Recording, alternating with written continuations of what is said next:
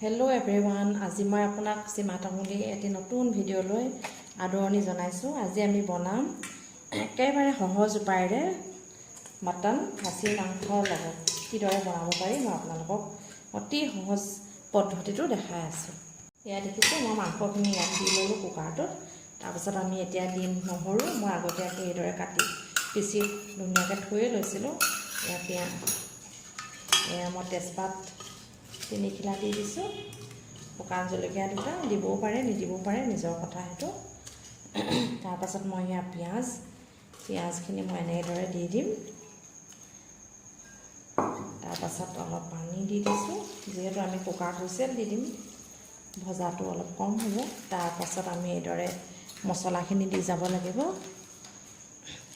মই জিৰা গুড়ি অলপ দিলোঁ। তাৰপাছত ধনিয়া গুড়ি দিম। ধনিয়া এচামুচ দি দিছোঁ। তাৰপাছত হালধি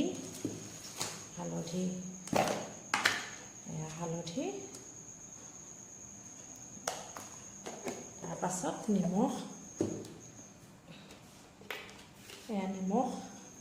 আন্দাজত দি দিছোঁ, আৰু এবাৰ মই নিদিওঁ।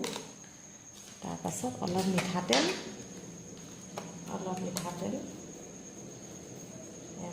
দি দিলোঁ। তাৰপাছত এতিয়া মই কুকাৰটো হুইচেল লগাই দিম। এতিয়া তেলখিনি গৰম কৰি লৈছোঁ। আমি ইয়াত কটা পিঁয়াজখিনি ধুনীয়াকৈ দি যাম।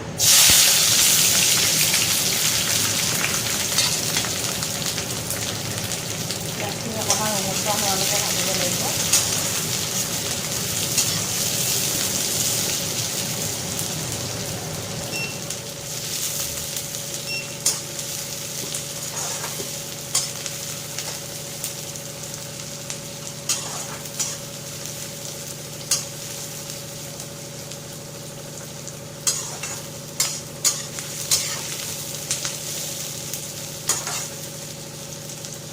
আমি বইল কৰোঁতে আগতে যিহেতু পিঁয়াজ অলপ দিলোঁৱেই, এতিয়া সেইকাৰণে পৰিমাণটো অলপ কমাই দিছোঁ। মই এটা মজলীয়া ধৰণৰ পিঁয়াজ দিয়ে তেল মাৰিম।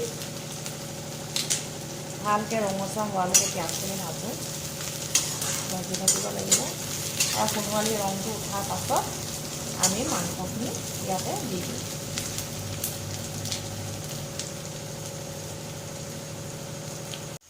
চব পিঁয়াজখিনি এটা সুন্দৰ সোণোৱালী ৰং ধৰিছে। আমি ইয়াতে এতিয়া মছলাখিনি অলপ অলপকৈ এড কৰিম।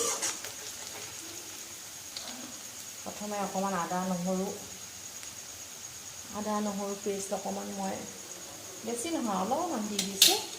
কাৰণ যিহেতু বস্তুখিনি আমি আগতে অলপ অলপ দিলোঁৱেই, এতিয়া অলপ পৰিমাণটো কমাই দিব লাগিব।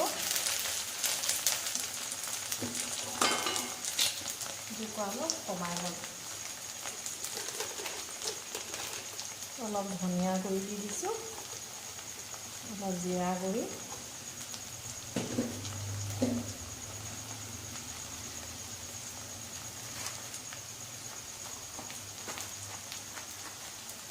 অলপমান মিট মছলা। এতিয়া দি আমি ভালদৰে লৰাম।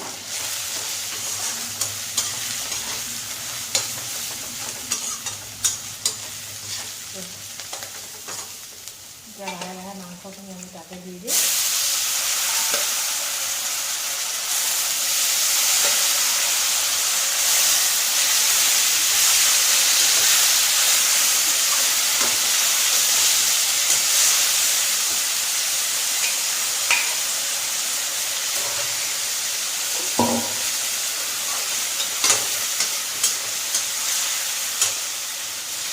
অলপ দেৰি ভাজি পানীখিনি শেষত দি দিম।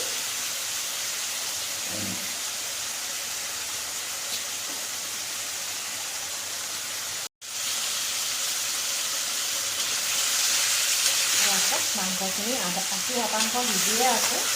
আমি অকণমান টেষ্টটো আনিবৰ কাৰণে অলপমান ভাজি লৈছোঁ। এতিয়া মই আগতীয়াকৈ কাঢ়ি থোৱা পানীখিনি ইয়াতে এড কৰি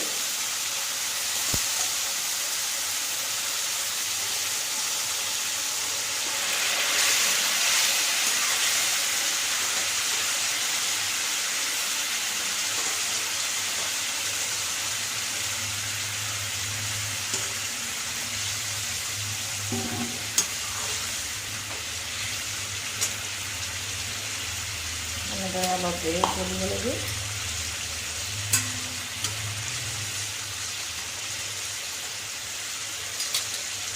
অলপমান কটা ধনিয়া মই ইয়াতে দি দিছোঁ। অপচনেল হয়, আপোনালোকে দিবও পাৰে নিদিবও পাৰে।